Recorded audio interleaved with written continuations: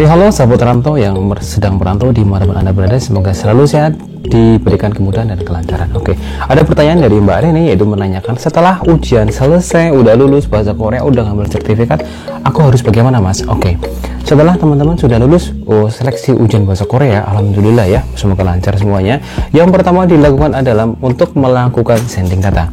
Tahapan pertama ketika teman-teman melakukan sending data itu adalah proses yang pertama itu membuat medical check up ya. Jadi teman-teman melakukan medical check up di daerah teman-teman masing-masing.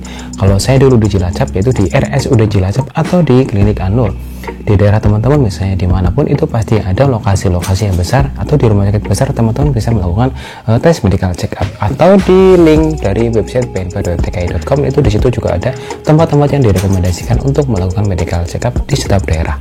Nah, tahapan-tahapan supaya teman-teman lulus medical check up saya buat videonya di video sebelumnya ya. Jadi yang pertama ketika teman-teman mau medical check up ya lebih baik teman-teman itu puasa dulu, terus jangan memakan makanan yang berlemak atau makanan yang mengandung kolesterol tinggi. Ketika teman-teman melakukan medical check up, apalagi mohon maaf ya untuk yang perokok, itu ketika melakukan ronsen itu teman-teman khawatirnya ada flek-flek atau sesuatu yang kelihatan bintik hitam di paru-paru, itu bisa unfit, itu menghambat teman-teman untuk proses ke luar negeri. Untuk tahapan medical check up, misalnya buta warna nggak boleh ya, buta warna itu nggak boleh. Tapi kalau misalnya mata minus itu tidak masalah. Terus gejala penyakit yang tidak boleh itu penyakit yang menular, mau seperti TBC itu masih belum boleh, HIV/AIDS itu jelas tidak boleh. Itu aja. Untuk setelah teman-teman sudah medical check up, tahapan berikutnya itu yang kedua adalah pembuatan paspor. Oke. Pembuatan paspor itu dilakukan di imigrasi ya, di daerah teman-teman masing-masing. Kalau jadi di daerah teman-teman masing-masing itu teman-teman buatlah paspor di situ. Nah, nanti ketika sudah membuat paspor, awal pembuatan paspor nanti akan ditanya dari pihak imigrasi, ini mau membuat paspor yang berapa halaman, maksudnya itu yang berapa tahun, 1 tahun, 2 tahun, atau 4 tahun. Saya rekomendasikan teman-teman buatlah yang 4 tahun. Kalau teman-teman buat yang 4 tahun nanti enak ya, ketika teman-teman buat 2 tahun atau 3 tahun nanti 2 tahun berikutnya akan diperpanjang. Nah, itu teman-teman akan repot ya. Jadi buatlah yang paling lama itu sekitar 4 tahun. Di masa aktif paspor itu 4 tahun. Nanti ketika sudah masa aktif paspor sudah selesai, teman-teman bisa udah di Korea bisa perpanjang kayak aku kemarin tahun 2017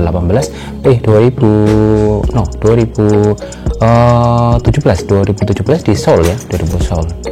Jadi nanti aku perpanjangan lagi paspor sekitar tahun 2022 betul, 2022 tahun depan nanti saya perpanjang di Seoul.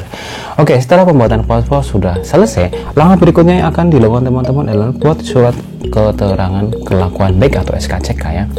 Nah, untuk SKCK teman-teman saya kira sudah sedikit mengerti ya, pembuatan SKCK itu dimulai dari mana? Pertama dari bawah, dari RT. Dari RT nanti teman-teman masuklah ke lapor ke RT, Pak saya membuat SKCK, tujuan ke mana? Ke luar negeri.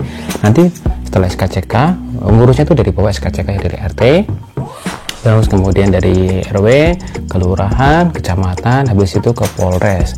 Itu untuk nasional, dalam negeri itu saya Polres. Tapi untuk ke Korea Selatan, proses ke Korea itu adalah sampai Polda. Polda itu adalah Polres daerah teman-teman masing-masing. Kalau aku di Jawa Tengah, di Cilacap berarti sampai Polda Semarang. Kalau teman-teman di daerah Jawa berarti ke Polda Jabar. Jadi SKCK-nya itu adalah sampai ke tahap Polda. Kalau Kapolres gimana mas? Kapolres itu tidak bisa. Kapolres itu tidak bisa. Jadi untuk prosedur SKCK ke luar negeri itu adalah ke Polda. Kalau saya pernah ditahan gimana mas? Misalnya kasusnya apa? Nanti teman-teman bisa melakukan pending sendiri ketika di kantor kepolisian ya. Oke, jadi setelah teman-teman sudah melakukan medical, sudah membuat paspor, SKCK, tahapan berikutnya lagi untuk membuat surat kartu kuning ya, AK1 kartu kuning. Kartu kuning itu dibuat di mana mas? Kartu kuning itu dibuat di Duknaker masing-masing. Itu gratis ya. Kartu kuning itu dibuat gratis di daerah teman-teman masing-masing ya. Nanti teman bawa pas foto sekitar 3x4, background warna putih. Kalau luar negeri itu warna putih. Nah, nanti teman-teman sudah buat itu sekitar 1 jam, 2 jam itu sudah selesai. Itu nggak lama kok pembuatan dari kartu kuning. Nah, setelah selesai pembuatan kartu kuning, kemudian teman-teman membuat surat izin orang tua. Surat izin orang tua itu gimana mas? Caranya mas? Oke, surat izin orang tua itu dibuat di desa. Jadi teman-teman masuklah. Jadi teman-teman lapor ke kelurahan ya. minta surat, saya mau bikin surat izin orang tua, atau bisa juga teman-teman dari RW dulu, dari bawah minta surat izin orang tua, nanti ada direkomendasikan dari bawah. Jadi saya sarankan sih ketika buat ini tuh langsung ya merangkap biar nggak bolak-balik ya. Jadi bikin SKCK sekalian merangkap surat izin orang tua itu lebih enak. Oke, surat izin orang tua itu dari mana Mas? Apakah saya Polda? Enggak. Surat izin orang tua itu untuk luar negeri cukup sampai di desa. Oke, nanti dikasih materai 6.000, ditanda tangan, dan setelah itu udah. Oke, setelah surat izin orang tua sudah selesai, kemudian untuk tahapan berikutnya adalah foto. Ini maksudnya foto itu ada 3x4 sama 4x6 ya. 2x3 itu tidak. Jadi untuk luar negeri itu prosesnya 3x4 sama 4x6. Background warna putih. Saya sarankan untuk teman-teman yang untuk proses ke Korea Selatan ya. Korea Selatan ini lakukanlah dengan mandiri. Kenapa? Satu, saya melakukan mandiri itu pengalaman saya itu satu untuk menghemat keuangan.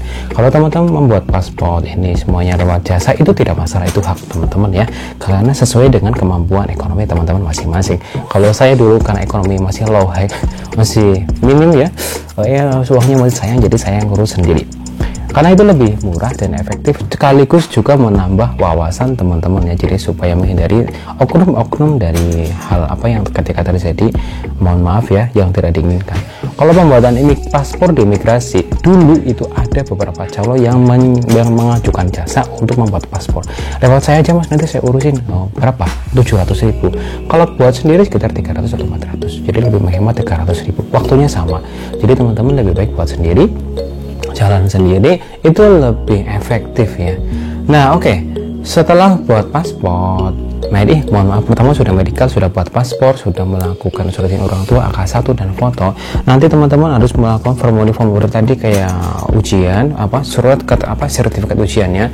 Nanti teman-teman di scan ya, semuanya itu sekarang udah enak, udah zaman online ya. Sekarang di scan, nanti habis di-scan, dikirimlah ke website bnp.tki.com. Nanti teman-teman ada dipandu dari LPK, pasti akan dipandu begitu.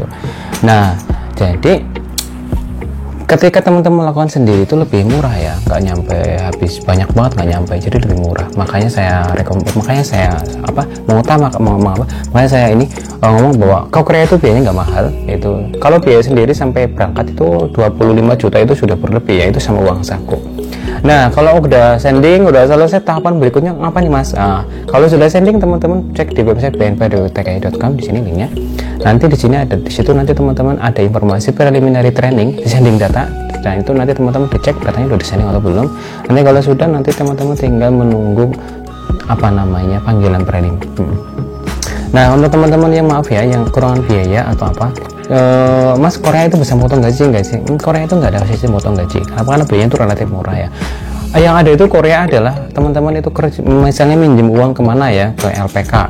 LPK itu menyediakan uang, boleh, tapi teman-teman harus hati-hati karena banyak LPK yang kurang sehat ya. Ketika teman-teman berangkat, nanti Mas ucapan terima kasih Mas 10 juta, itu banyak loh teman-teman begitu. Baru mau terbang ya udah dikasih minta uang. Itu sekarang kalau masih ada LPK begitu, dilaporin aja, itu nanti LPK akan di blacklist. Kita sudah berusaha dari awal ya, bayangkan ya, untuk mencari uang 5 juta 10 juta di desa di kita, apalagi masa-masa susah sekarang ini, untuk dimintai uang seperti itu, teman-teman jangan mau ya. LPK itu ada yang seperti itu, teman-teman jangan mau. Karena apa? Itu bukan ucapan terima kasih, tapi itu adalah oknum ya, untuk memuluskan jalan. Lo belum berangkat udah dimintai uang, itu nggak benar ya, itu nggak benar.